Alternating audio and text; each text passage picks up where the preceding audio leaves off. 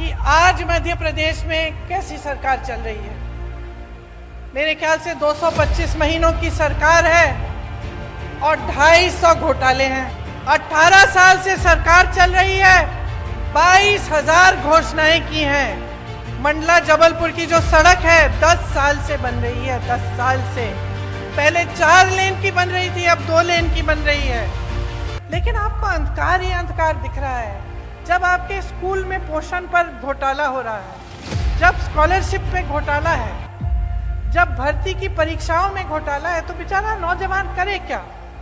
School करता है, पढ़ाई करता है, अच्छे अच्छे अंक भी लाता है, आगे जाकर फीस भरता है, ट्यूशन करेगा, भर्ती परीक्षा के लिए तैयारी करेगा बेचारा।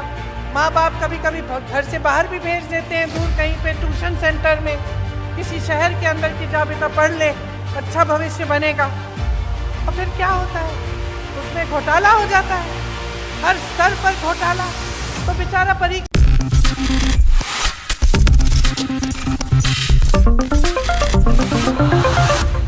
आपने तो देखा होगा कि आज मध्य प्रदेश में कैसी सरकार चल रही है। मेरे ख्याल से 225 महीनों की सरकार है और 250 घोटाले हैं। 18 साल से सरकार चल रही है, 22,000 घोषणाएं की हैं। मंडला जबलपुर की जो सड़क है 10 साल से बन रही है, 10 साल से। पहले 4 लेन की बन रही थी, अब 2 लेन की बन रही है। लेकिन 10 सालों में बना नहीं पाए। वही मैं कह रही हूं, ढंग से नहीं बनी है। आप आ जाइए ना मंच पे।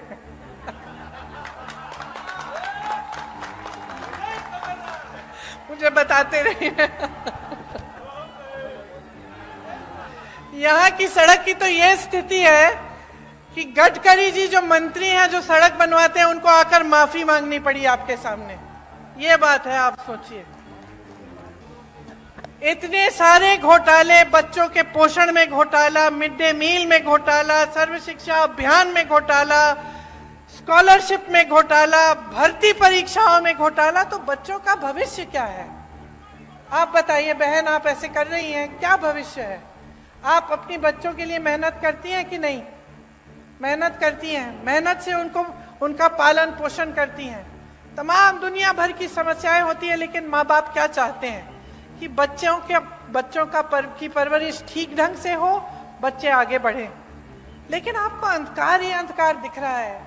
जब आपके स्कूल में पोषण पर घोटाला हो रहा है, जब स्कॉलरशिप पे घोटाला है, जब भर्ती की परीक्षाओं में घोटाला है, तो बेचारा नौजवान करे क्या। स्कूल करता है, पढ़ाई करता है, अच्छे अच्छे अंक भी लाता है, आगे जाकर फीस भरता है, ट्यूशन करेगा, भर्ती परीक्षा के लिए तैयारी करेगा बेचारा। माँ बाप कभी कभी घर से बाहर भी भेज देते हैं, दूर कहीं पे ट्यूशन सेंटर में, किसी शहर के अंदर की जा बेटा पढ़ ले, अच्छा भविष्य बनेगा। और फिर क्या होता है, उसमें घोटाला हो जाता है, हर स्तर पर घोटाला। तो बेचारा परीक्षा देता है, परीक्षा में पास भी हो जाता है, लेकिन नियुक्ति नहीं होती, क्योंकि घोटाला हो जाता है, सब कुछ बंद हो जाता है। तो जब अगली पीढ़ी, आने वाली पीढ़ी के लिए भी कुछ भविष्य में दिख नहीं रहा है, उम्मीद ही नहीं रही, तो आगे कैसे बढ़ पाओगे? आपका विकास कैसे हो पाएगा? सबसे बड़ा व्यापम का जो घोटाला हुआ यहाँ, पता नहीं कितने लोग मर गए उसमें, किसी ने इंक्वायरी, जांच तक भी नहीं कराई। और वही सरकार चली जा रही है, चली जा रही है। मां नर्मदा पे घोटाला, महाकाल में घोटाला, मंदिर में जो मूर्तियां लगाई हैं उस पर भी घोटाला। तो थक नहीं गए हो आप? थक गए हो? थक गए हो ना? क्योंकि आखिर देखिए, जो नेता होते हैं, राजनीति में आते हैं, किस लिए आते हैं? ज्यादातर तो ये भावना रख के आते हैं कि कुछ सेवा करेंगे, आपको आगे बढ़ाएंगे, और आपको भी उनसे कुछ उम्मीद रहती है कि ठीक है, ये मेरे गांव का एक नेता है, हमें मेरे करेगा, है कि नहीं? लेकिन जब आपको दिखता है कि चाहे कुछ भी मंच पे आकर कुछ भी कह रहे हैं, आपको कुछ भी कहानियां सुना रहे हैं, लेकिन सच्चाई इनकी कुछ और है। जब आपको दिख रहा है कि सालों से, 10 सालों से आपकी सड़क नहीं बन पा रही है, जब आपको दिख रहा है कि यहाँ नर्मदा मैया में घोटाला हो रहा है, आपके बच्चे आगे बढ़ नहीं पा रहे हैं, यहाँ से पलायन करके चले जा रहे हैं बड़े बड़े शहरों में भटकते हुए नौकरी ढूंढने के लिए। तो क्या आप नहीं सोचते कि बहुत हो गया है, कि अब सरकार बदलने का समय आ गया है? जिन्होंने भ्रष्टाचार किया है उनको सबक सिखाने का समय आ गया है और एक ऐसी सरकार लाने का समय आ गया है जो आपके लिए काम करे। आज बोनस का पैसा जैसे आप कह रहे हैं नहीं मिलता है, आपको चप्पल दे रहे हैं, छाते दे रहे हैं, जूते दे रहे हैं, बोनस का पैसा नहीं दे रहे। उसमें कमीशन होगा, ठीक है, सही बात कह रहे हैं आप, बिल्कुल। लेकिन आपके सम्मान की क्या बात है? आपके सम्मान की क्या बात है? क्या जूता चप्पल छाते से आपका सम्मान जुड़ा है? आप मेहनत करते हैं, क्या आपको अपनी मेहनत की कमाई नहीं मिलनी चाहिए? क्या आपकी मेहनत में आपका सम्मान नहीं है? तो ये जो है, ये सोच है ना, इसी के बारे में आपको बताना चाहती हूँ। एक तरफ कांग्रेस की सोच, आपकी सम्मान, आपका सम्मान, आपकी संस्कृति, आपकी परंपराएं को आगे बढ़ाने वाली सोच, और उसके बारे में मैं और बताऊंगी आपको कि कैसे छत्तीसगढ़ जैसे प्रदेश में कैसे कैसे काम हो रहे हैं।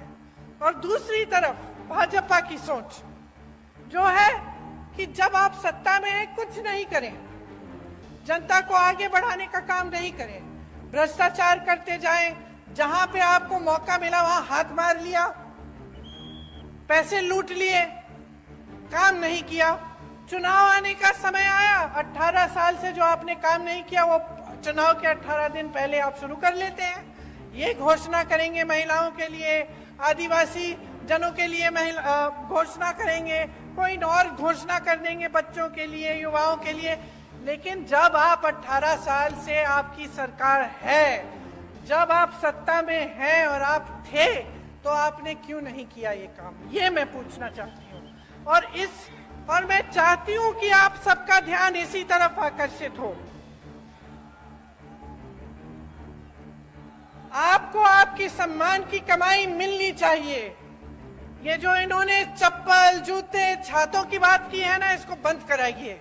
देखिए, थोक में खरीदते हैं, आपको एक जोड़ी चप्पल पकड़ा देते हैं, आपका कौन सा साइज है नहीं है वो भी नहीं मालूम, ऐसे ही पकड़ा देते हैं और सोचते हैं कि ये चप्पल, ये जूते, ये छाते आपको पकड़ाने से आप चुप हो जाएंगे और अपना बोनस नहीं मांगेंगे। इतना भी आदर नहीं करते आपकी मेहनत का। ये आपकी मेहनत की कमाई है, आपका अधिकार है। आपकी सम्मान की कमाई मिलनी चाहिए। ये जो इन्होंने चप्पल जूते छातों की बात की है ना, इसको बंद कराइए। देखिए, थोक में खरीदते हैं, आपको एक जोड़ी चप्पल पकड़ा देते हैं, आपका कौन सा साइज है नहीं है वो भी नहीं मालूम, ऐसे ही पकड़ा देते हैं और सोचते हैं कि ये चप्पल, ये जूते, ये छाते आपको पकड़ाने से आप चुप हो जाएंगे और अपना बोनस नहीं मांगेंगे। इतना भी आदर नहीं करते आपकी मेहनत का। ये आपकी मेहनत की कमाई है, आपका अधिकार है।